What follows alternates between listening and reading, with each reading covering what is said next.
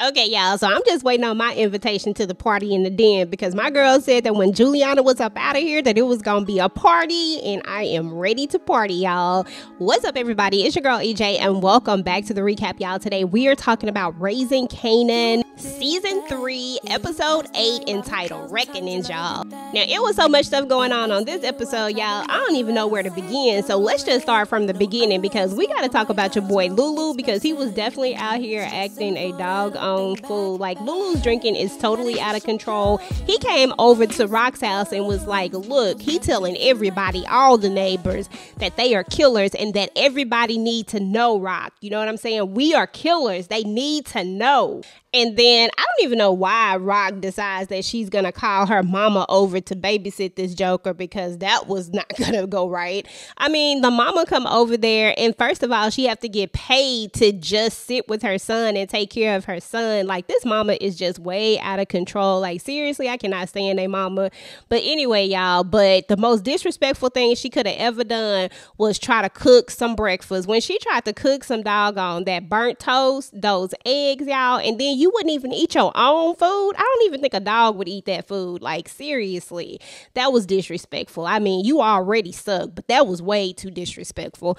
So anyway, y'all, moving on to your girl Rock. I'm just gonna go ahead and start right here and go right to the end because your girl Rock put in that work, and let me tell you, I am excited that Juliana is finally gone. Juliana is probably one of the most disrespectful characters in the Power universe. You talking about somebody that actually tried to help you, somebody that was like down for you, got rid of that old abusive ass husband of yours, and then you turn around and backdoor them and then have the nerve to try to act like you a real queen pin. Like, it was time for you to go, and it just is what it is. I wish she could have done some more stuff too. I feel like she got off too easy, but you know, it is what it is. So what this is going to do, though, this is going to be an issue for Ronnie because Ronnie, to me, don't have the social skills to really go find a new connect, which means that Pop and Snaps, who are now invested in getting back at Rock because they mad about how Rock came up in there,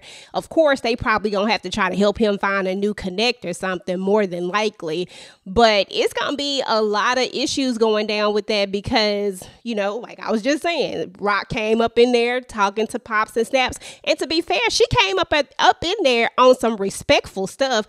They the one who had to make it a little bit disrespectful. They the one who had to make it like it was something. She just telling y'all to stay away from her son. Y'all trying to act like y'all ain't messing with the son, but you done had this man at your table breaking bread with him, trying to give him drinks. Like, stop playing in Rock's face like that. You know what it is.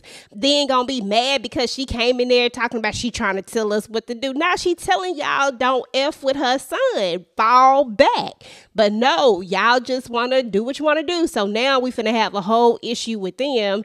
And since they OGs, they feel like Rock is disrespectful and like they finna teach her a lesson. So I don't know how this is gonna go. But the fact that they even fooling with Ronnie says a lot about them. So I don't know, y'all.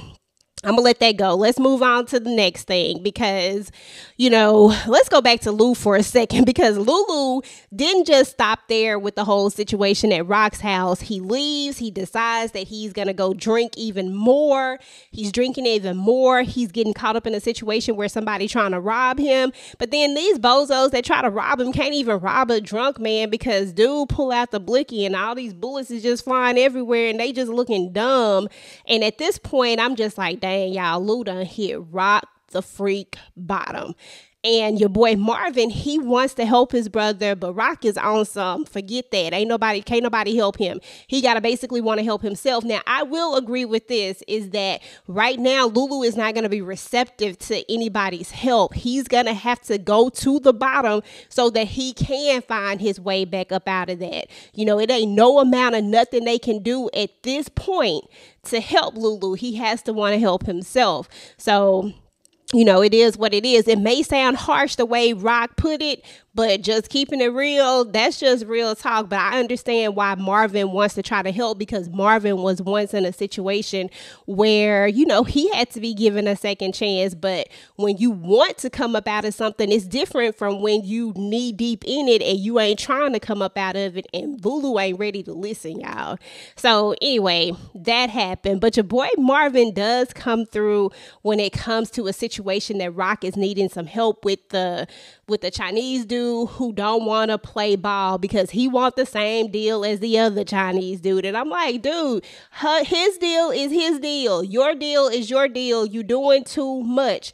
But Marvin catches him up with this other chick that ain't his wife and get all these pictures of him with his naked self just looking crazy, you know. So I mean, pretty much he's going to have to play ball now. So, you know, that was that. But another major thing that happened with Marvin, y'all, I was wrong, y'all. I ain't even gonna lie to y'all.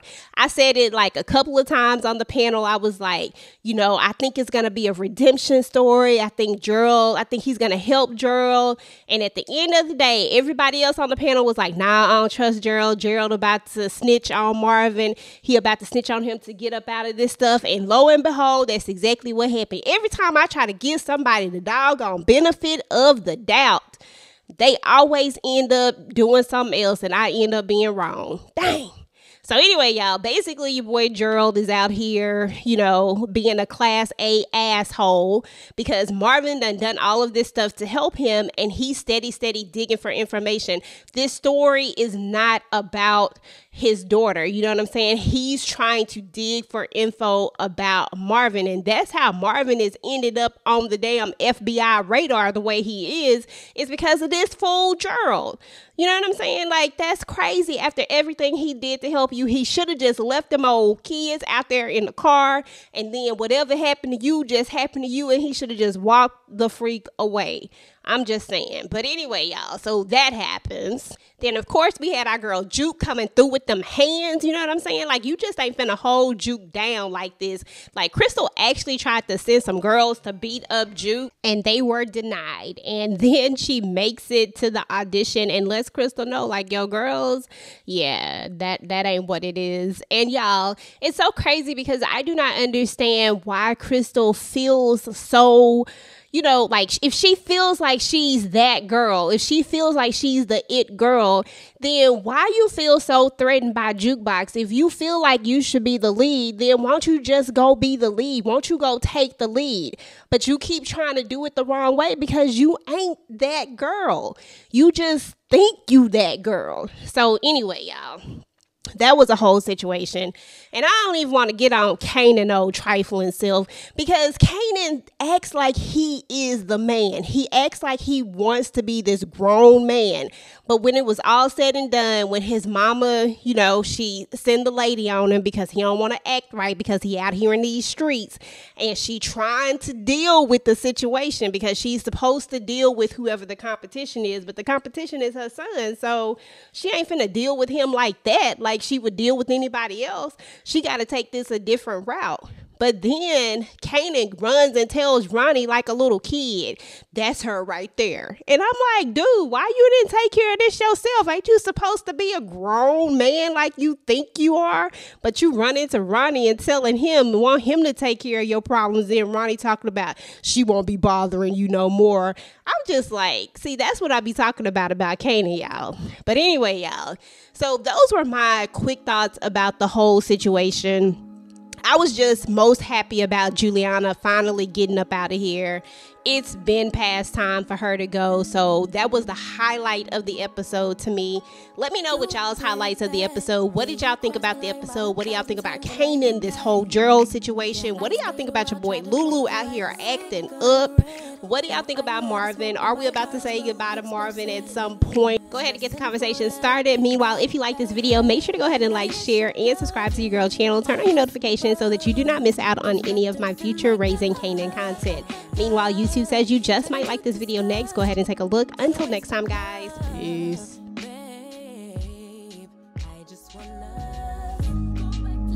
Each other's arms all day. Send me gifts just because.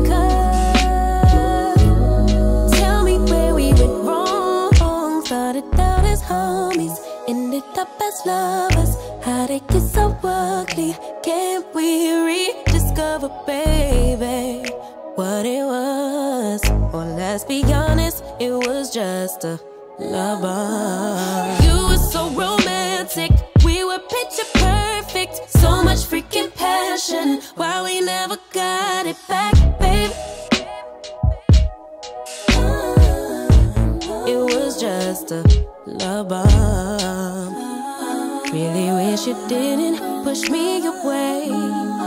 I was willing to try long as it takes. I would never say we were a mistake, but fleeting romance doesn't a lifetime make. That initial flight, all the goosebumps, those flutters in my gut turn into disgust. What a waste of love, babe. I just wanna go back to how it was, baby. Lay in each other's arms all day, all day. Say it's just because it's Tuesday. Tell me where we went wrong. Started as fantasy, ended as enemies. How'd it get so ugly? Can't we rediscover, baby, what it was? Or let's be honest, it was just a lover. You were so romantic, we were picture perfect. So much freaking passion, why we never got it back, babe? If you miss me, just say that, babe. Lover.